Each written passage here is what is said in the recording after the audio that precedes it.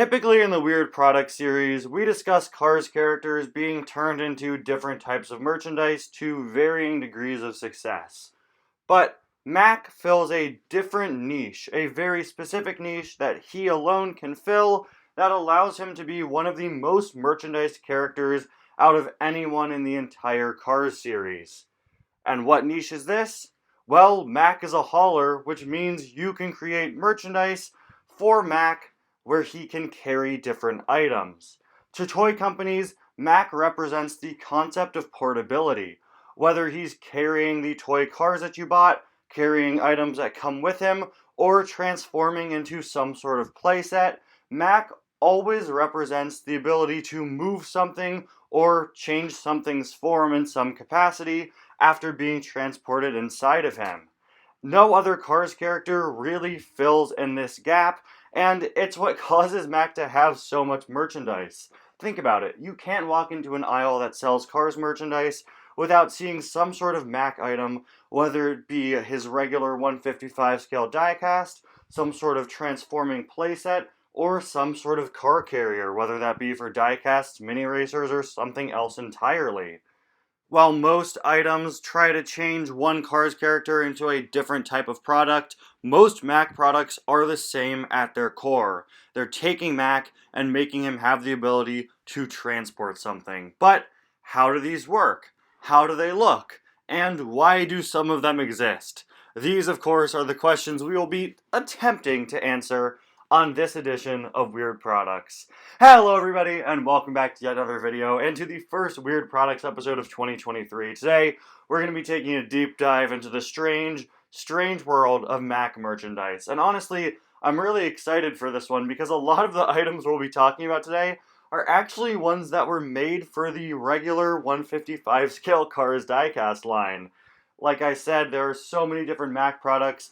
All of them have basically the same purpose, but they all do slightly different things, and I'm very excited to talk about them. So let's start off with a few interesting 155 scale compatible Mack playsets. Most of you are probably familiar with the recently released giant transforming Mack playset that was released as the flagship Cars item a few Christmases back. It's this giant light up Mack that turns into this giant racetrack, and it's honestly pretty cool. But this isn't the first time they've made a 155 scale compatible Mack that transforms into a giant set of some kind. In fact, it's the third time they've tried this concept, with the first one being the classic Mega Mack Playtown. Now, I didn't have this as a kid.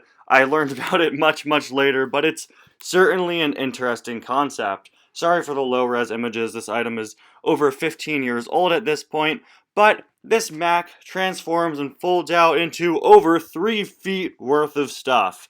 You have 3 different scenes and 3 plastic cars included. You could race Doc around Willie's Butte. Love the fact that it just kind of looks like the background is a couple of TV screens with images of Willie's Butte on it. Very cool, Mega Mack, whatever you were called. Then you could have Lightning race down this strip in the middle, and you could also have Lightning pave the road. This came with a plastic Lightning with an exclusive expression, a plastic Doc, and also a very small plastic Bessie. Also, I didn't know where else to include this, but he has a giant spoiler on his back. I don't know why, but I don't know why, but I don't know, that's pretty funny. Mack was barely in Cars 2, but if you thought that meant they would slow down on the amount of Mack merchandise out of there, you're dead wrong, my friend.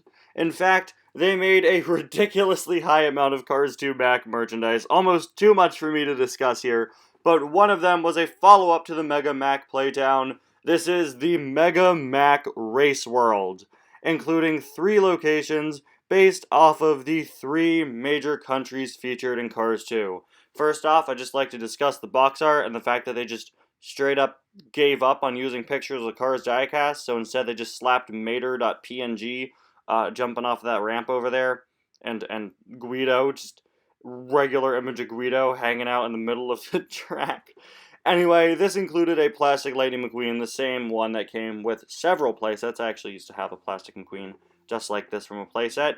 And it features 3 little vignettes, one for Tokyo, one for Porto Corsa, and one for London with Big Ben, or Big Bentley, as you can see there. Tokyo has a little circular track. The Porto Corsa section has a little ramp you can jump off, sort of a strip to race over. And the Big Ben section is pretty interesting because it acts as a launcher. You can load the car up, have them hang vertically, and then launch them around either of the other 2 parts of the track.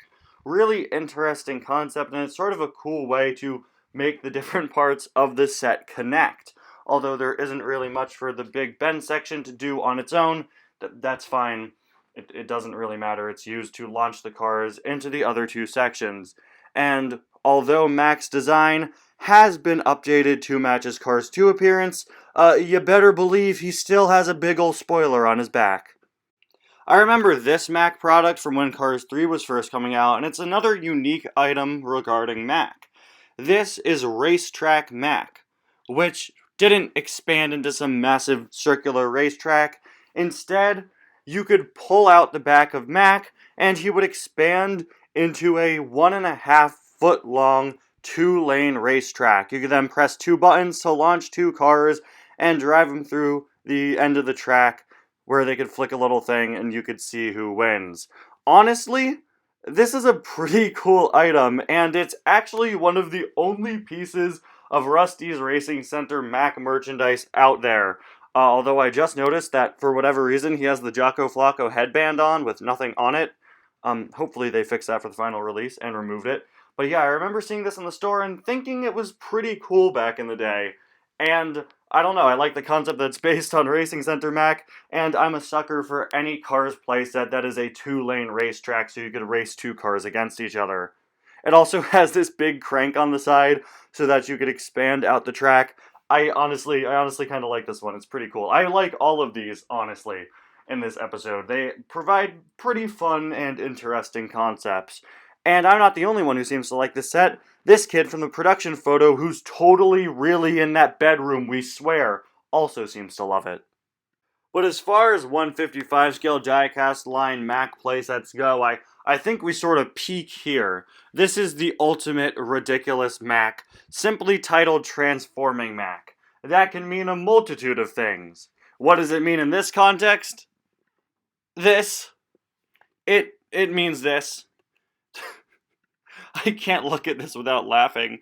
This is just probably up there with the single most insane Cars items I think I've ever seen. Mack himself is a launcher. You could launch McQueen through the side of Mack and have him jump over cars. You could drop McQueen off the top. Somehow he's stable up there. How does he stay up there, man? The Mack itself can carry all of these track items. Mack also comes with a bucket to pick up cars in. This is just... There are no words.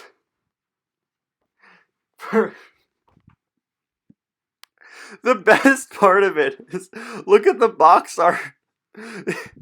It's just like the world's strangest edited images of McQueen. Once again, not even the diecast. They just took like the face of a Cars 2 image of McQueen and slapped it on a completely different body. These look like AI generated. What am I looking at, Mattel? What am I...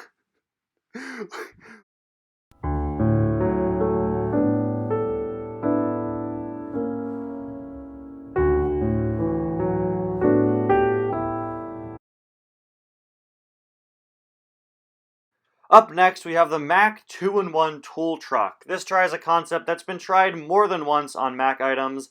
That is, having Mack carry different tools, and then you can park him somewhere, take all the tools out, and, maybe work on a little plastic McQueen that comes with it.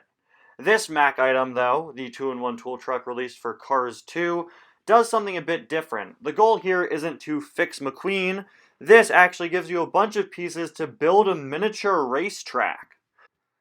So you take Mack's trailer, you flip it upside down, and you can use the included tools to build this little racetrack that the plastic McQueen included with it can go down. I find it so funny that there's just Guido with headset.jpg plastered onto the side of one of these pieces. But honestly, this one is pretty fun in concept. I kind of wish there were more pieces. It's pretty basic. But, you know, they give you all the essentials: a ramp, one flat, straight piece of track, a few screws, and a comedically shaped hammer. It's like they looked at the hammer in the design process and were like, no, no, regular hammers are too violent. We need ours to be rounded and soft. It can't look like a normal hammer. The wrench is fine, though. Make the wrench look as realistic as you want. Silly Fisher Price, a wrench can be just as dangerous as a hammer. But much like a lot of Mac items, when Cars 3 came around, they did sort of an upgraded version of it. This is the Mac's Mobile Tool Center set. And I just gotta say, this thing looks awesome. Yeah, they sacrificed a bit of the accuracy with Mac shape, but this opens up to reveal, like, the ultimate car repair set for kids. One thing I've noticed in a lot of these Weird Products episodes is that a lot of Cars items started getting really, really good around the time Cars 3 came out. I don't know if it was improved technology or improved care with accuracy. And yeah, the Mac aspect of this isn't the most accurate, but it's not supposed to be. This is supposed to be a mobile tool cart that just so happens to have Mac slapped on the front of it. This comes with so much stuff. Like, honestly, this is pretty cool. If I were a kid when Cars 3 were coming out, I would be pretty jealous of whoever had this. You know who I wouldn't be jealous of? The poor soul that owns this! This. This is what I've come to expect from Weird Products. Just a weird looking thing. Something that tries an interesting concept for a Cars item, which revolves around turning one character into another thing.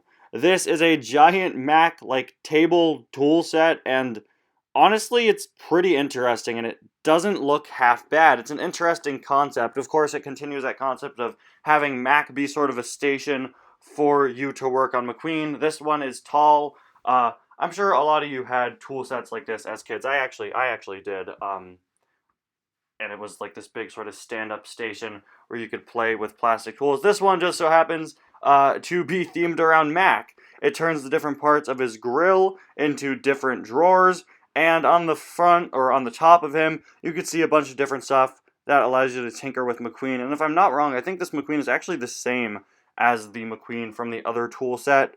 No, actually it isn't, sorry. He had an opening hood. This one doesn't. But, again, it's honestly a pretty fun concept, and it doesn't look half bad. Like, it adapts Mac honestly better than some of the other items we've taken a look at today. Of course, the point of this episode isn't really to look at accuracy when it comes to adaptations of Mac. It's to look at what the Mac items do.